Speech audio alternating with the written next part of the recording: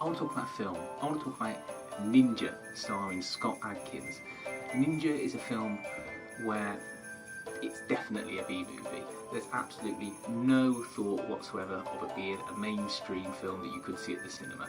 But that said, it's great. It's directed by a chap called Isaac Florentine, who's directed some of my other favourite B movies, and it's definitely in the martial arts genre.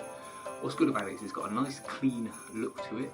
All the action scenes are excellent, and you can see where they've got a budget and they can't necessarily spend it on sets or costumes.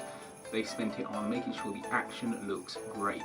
There's no complicated CGI. All the effects for the action seem to be practical and done by very skilled stuntmen.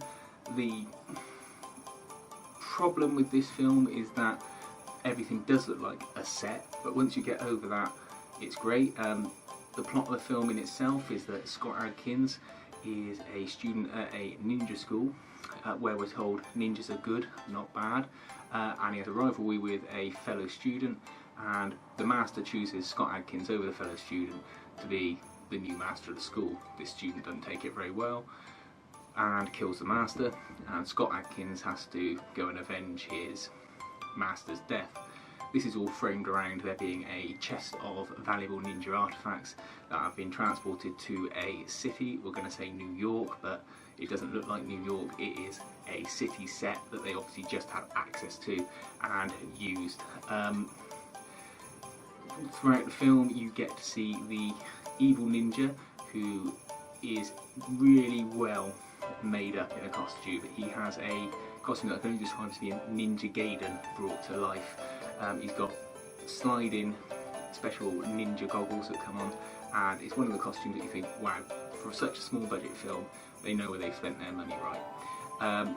That said, Scott Adkins also has to use a traditional ninja costume, and that in itself looks great as well. Considering it's meant to be hundreds of years old, it seems to have held up pretty well. There's plenty of action scenes throughout it and plenty of excellently choreographed martial arts. The good thing about Isaac Florentine is that he lets the martial art action flow, and he keeps a nice wide camera angle with not lots of shortcuts. He likes to let you see that the actors are doing the moves, and I think that goes through all of his films. Ninja is silly, it's fun, it's short, and if you like martial arts or you just like B movies, it is absolutely worth watching.